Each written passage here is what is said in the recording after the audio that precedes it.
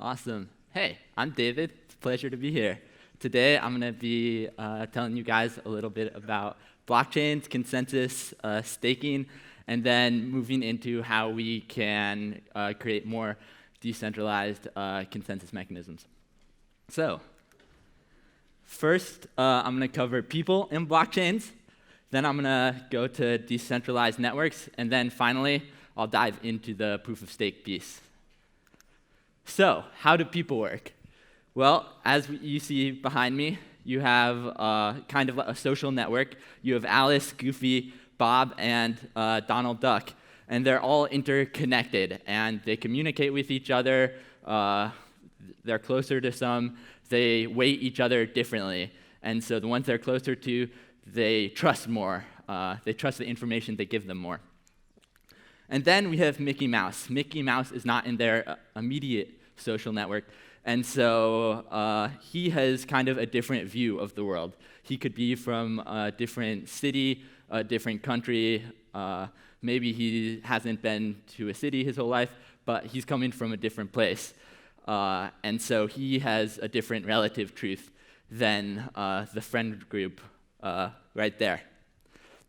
And so basically, the point I'm trying to get across is that as people, each of us have a different relative truth. We each see the world differently, as opposed to how blockchains work, where anyone who's running a full node, a blockchain full node, is essentially, they have the same information as everybody else.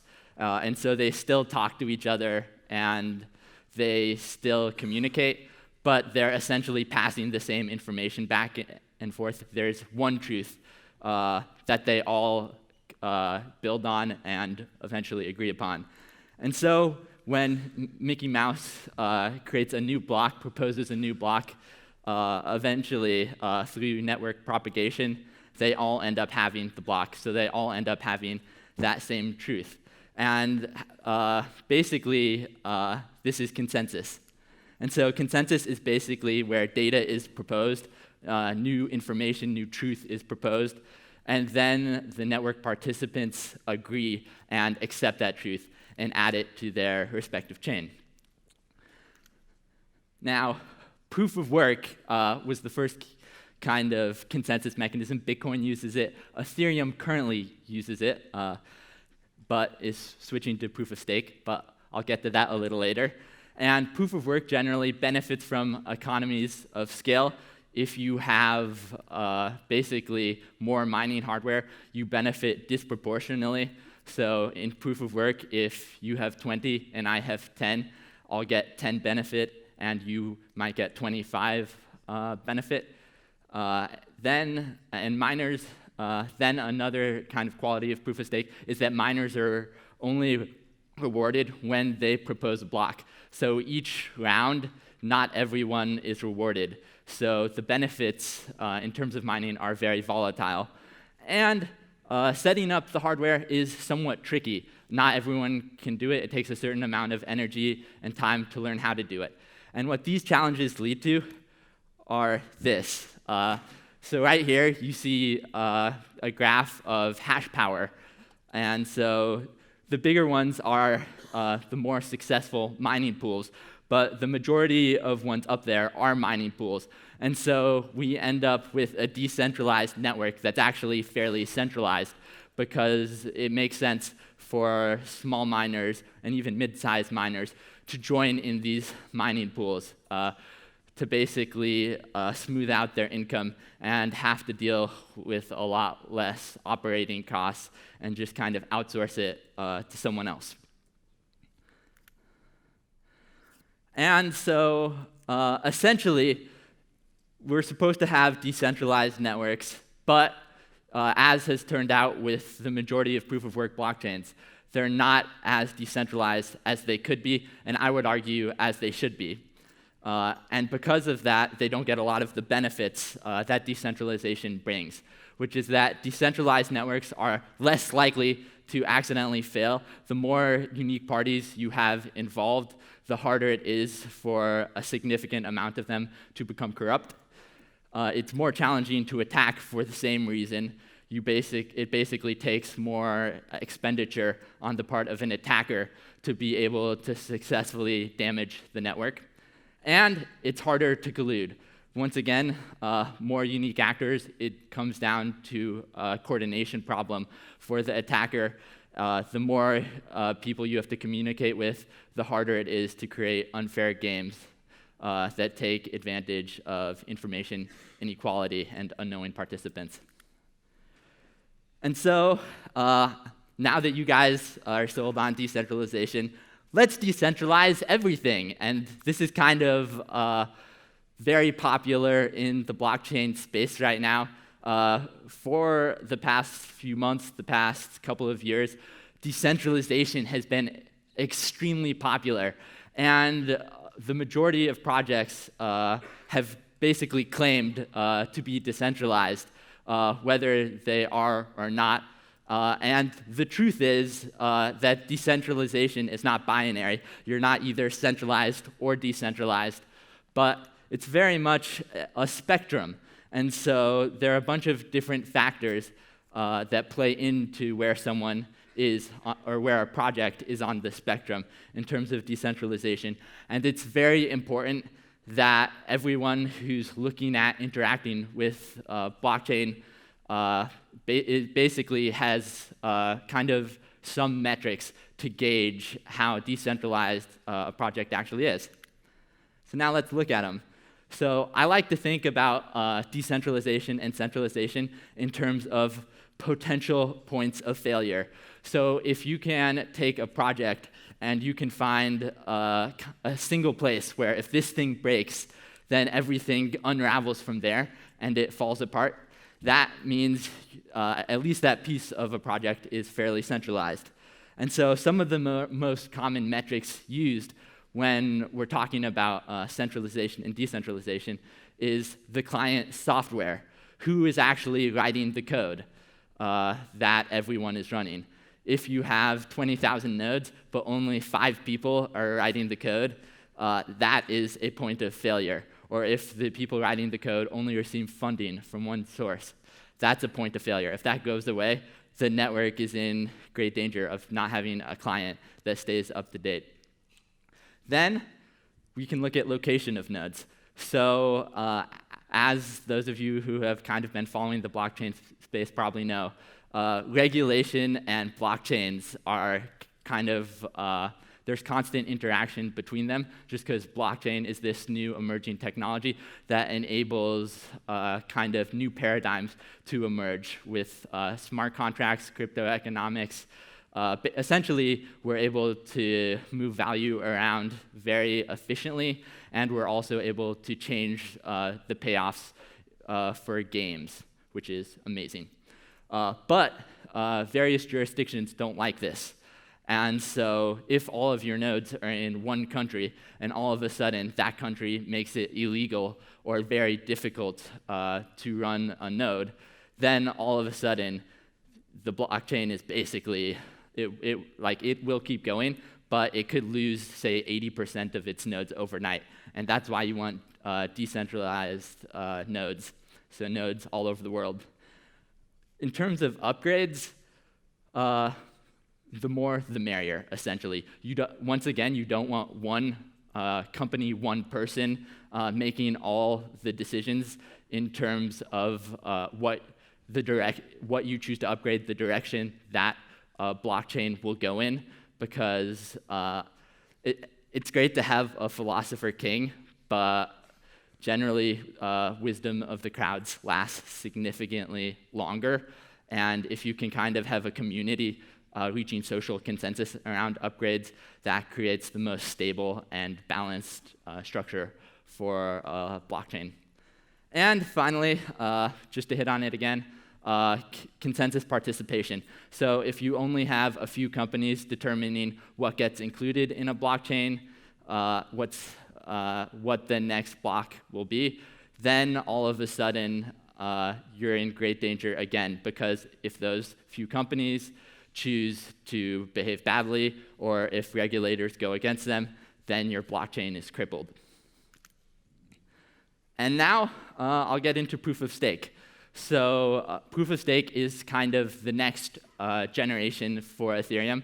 It's the consensus mechanism that is coming soon. And some basic qualities of it is that rewards are proportional to stake. So if you stake more money, you will still get more benefit. But instead of me putting in 10 and you putting in 20 and you getting 25, instead you would get 20. And so the rewards are proportional. It has stronger economic incentives, so it's easier to bootstrap. Participants don't need to invest in super expensive mining hardware to participate. They could even be given the tokens needed to stake for free initially. And basically, you can do a lot of things with the economic incentives to basically incentivize what you want. So the slide I showed you before, you can basically design your proof-of-stake system in such a way where you incentivize this. So an example of that would be in your proof-of-stake mechanism, you can basically penalize validators, the validators that are deciding which blocks to include next. You can penalize them more if more of them go offline. And this is an example about disincentivizing geographical centralization, because if all your validating nodes are in the same data center and all of a sudden that loses power, you get punished significantly more if they're all there, as opposed to if only one lost power at a time.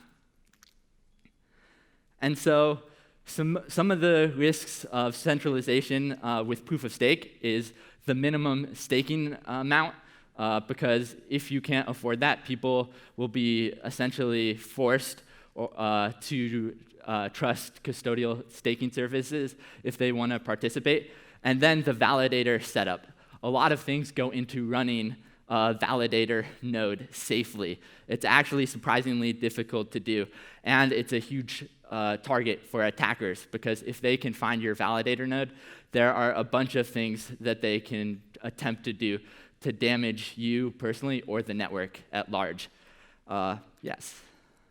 And so now I'm going to go through some ways to counter basically centralization through the minimum staking fee. And one way to do this is through threshold staking pools. So in this example, we have Alice, Bob, and Goofy, and the minimum staking fee is 32 ETH. None of them have enough on their own, but they are friends, or not friends, if they're using a blockchain smart contract, because it can be trustless. So they come together and put their funds into a staking pool smart contract and are able to deposit into essentially the blockchain's consensus mechanism. In this case, it's called Casper. And now they're able to validate the chain. And how this works is that each one is running their own validator. So each one is looking at blocks from a block proposer, and they're checking to make sure all the state transitions are valid. And then based off that, they vote on what they think the next block in the blockchain should be. And they each submit their vote to the staking pool smart contract.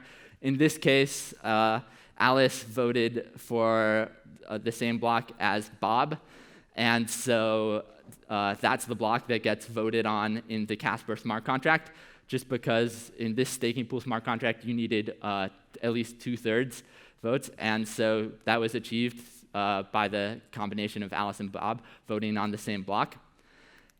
And then here, you see it happening again. Essentially, they're voting on the same block, and boom, it gets included in Casper. But if at any point some of the participants who you started staking with essentially stop voting, they stop participating for whatever reason, whether that's their data center has an outage or they just chose that they didn't, for whatever reason, they didn't want to do it. What's so wonderful about this mechanism is that when Alice votes, the smart contract can register that and see that she's voted, and it also picks up that the two who didn't vote. And so basically through attribution, you're able to punish the participants who are basically hurting or holding back the staking pool smart contract, as opposed to everyone involved. So essentially, honest actors are protected here. Now, collateralized staking pool smart contracts. So in the last example, each participant had to run a validator node. And maybe this makes sense if you're staking with 10 ETH or 20 ETH, but as soon as you get into smaller amounts, or if you're just not interested in investing the time, you can essentially create a collateralized staking pool smart contract. So it begins the same, where everyone puts ETH into a staking smart contract, and the smart contract becomes the Casper validator. Here's the distribution here. But this time, essentially, Alice, who put in the 20 ETH, is able to vote on behalf of anyone. Essentially, the other two participants, they don't have to trust Alice, but you would want to believe that she would act correctly, possibly through reputation metrics. So now Alice is essentially responsible for voting and validating each block instead of all participants in the staking pool. And so she votes, and then the vote goes to the Casper contract right away. Very clean, easy. And the staking pool smart contract is once again registering who is voting, in this case, the person who's collateralized is. But things can go wrong here. Because not everyone is participating and there's no threshold, Alice can actually break a slashing condition on her own. So if she chooses to vote for two separate blocks that have the same block number, essentially supporting a fork in the chain, the staking pool will allow that, and then the Casper contract will essentially slash a portion of the stake in the staking pool smart contract. And so in this case, this is a fairly bad situation, or it would be, but because the Casper contract has partial slashing and Alice's double spend is attributable, it's actually not so bad. Because what we're able to do is we're able to see that it was Alice's fault. So we're able to punish Alice. And depending on how much stake is left in the smart contract, it may either keep going or more likely it will stop and log itself out of the Casper smart contract once the person who was responsible for submitting votes and who was collateralized has been slashed. So now I'm going to tackle the other piece, the other challenge in proof of stake, which is Validator Setup. And this is just kind of a rough overview of all the things that you need to do if you're going to run a validator. So first, you have to be very careful with key management. Essentially, cold storage doesn't work here because you have to constantly be signing new blocks. And so what most people do is they use a hardware security module in a secure facility, and that's how they manage their private keys. And oftentimes, even if they have enough stake even if they have essentially a lot of stake that they could kind of save money with and run using one validator, they choose to split it up just so that their keys are better protected, and if one is compromised, they don't lose everything. And this kind of brings me to constant network access. The majority of validators are probably looking into using Tier 3 and Tier 4 data centers. So these are essentially data centers that you pay, and you get a secure rack that you lock your server and your hardware security module in, and they basically guarantee a high amount of uptime throughout the year. And once again, most people use multiple ones of these just for replication, and so if one fails, you don't lose everything. Then there's also denial of service protection. So one of the easier ways that an attacker could hurt a proof-of-stake network is basically through denial of service attacks, because here they don't have to steal a private key. they can just essentially see where see your validator node, see the nodes that it's pinging to get its information, and compromise one of those, or just hit it directly and essentially flood it so it can't communicate with the rest of the network. It won't be able to send votes to the rest of the network. And so that hurts the network and that hurts the validator, as it'll be penalized. And right now, the way to resist against this is essentially to limit who your validator talks to. So essentially to have trusted nodes that you're running that are responsible for communicating with kind of the external network. And through that, you're able to basically lock down your validator, and it adds a layer of protection, a layer of defense before an attacker can get directly to your validator. And finally, failover protocols. So essentially, even with all the stuff I just mentioned, your validator will sometimes go offline, and when it does, you have to essentially choose whether you want to have automated switch over to your backup, or if you want it to be manual. And there are various trade-offs for this. If you have it done automatically, sure, it's quicker, but there's a huge risk in essentially a double signature. So if, say, your kind of main validator node is having latency issues, but it has already signed a block, and it accidentally triggers the automatic failover, then both nodes are signing a block. It could be a different block, and then you're liable to be slashed. Whereas with manual failover, you have the power to basically analyze the status of your main node and then only switch over once you're positive that there's no risk of a double sign. So I propose that to basically get as many people as possible validating, we essentially need to create a nice toolkit. We need to package these things up.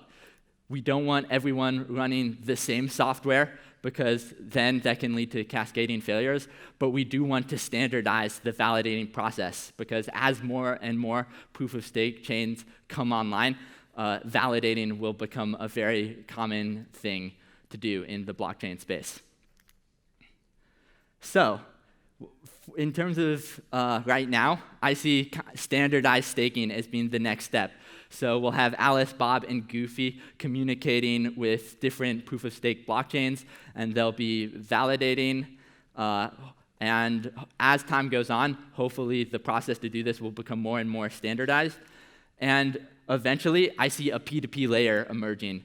So essentially, I would love to see a platform for generic signing that essentially makes it easy to do what I just mentioned in terms of threshold or collateralized staking on any chain. So essentially a layer where, a P2P layer, where anyone can come together and start staking with any amount. Yeah, I see that as the future. And then I'll leave you with this. To me, it's important to remember networks are only as strong as their weakest link.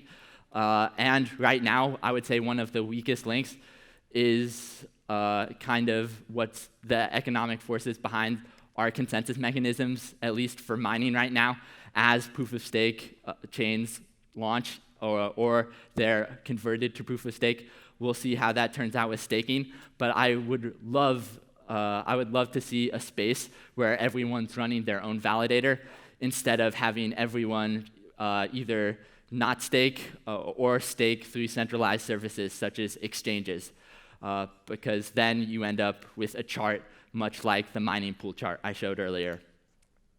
So staking pools and kind of package solutions, and with the goal to make staking accessible for everyone, no matter how much of a token they have.